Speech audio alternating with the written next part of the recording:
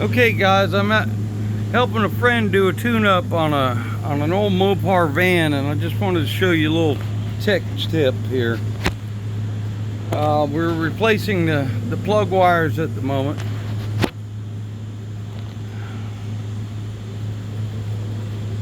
Here's our old wire with a heat shield on it, or abrasion shield, and our new wire that has none. And I just wanted to, these things are fiddle farty as hell, but I like to reuse them when I can. And a little trick I'm going to show you here.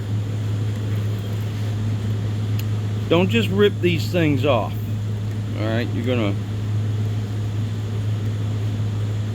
pull that off like that. You're gonna put this on like that. You're gonna get these wires close together like that. All right, here's our new one, here's our old one, and then we're just gonna